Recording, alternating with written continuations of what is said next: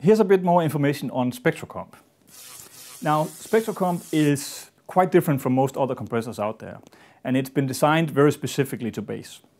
Most compressors out there compresses the entire frequency range in the same way.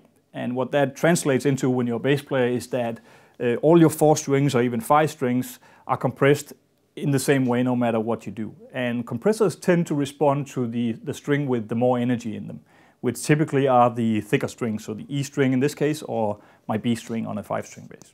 So that basically means whenever I play the thicker string, the compressor kicks in and starts pushing my sound. Now, that means that when I play the thinner strings, my A and D and G string, I don't get really the level of compression that I want, which kind of becomes this uneven thing that I have to fight all the time, which is why, personally, I've rarely used full band compressors in a live situation. That becomes really difficult. Now, what SpectraComp does is that it compresses the different areas or frequency areas of the bass independently. So this is what we call a multi-band compressor. And what that means is that it can now compress the low frequency area in one way, the mid area in a second way, and the higher area in a third way.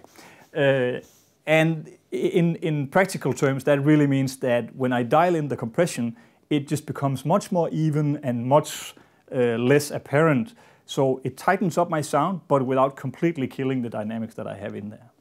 So SpectraComp is nice and simple, 0 to 10 knob, as you can tell on the front panel, where you set the level of compression.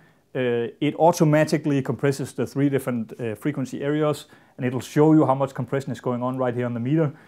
So basically, if I dial it up and turn on my bass,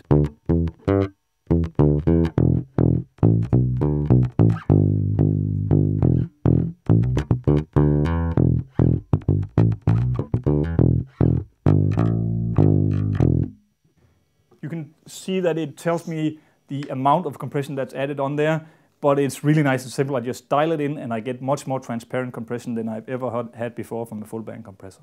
We have more audio examples on the webpage, so if you want to check out more sound examples from the SpectraComp, go listen to those. And that's the quick overview of SpectraComp.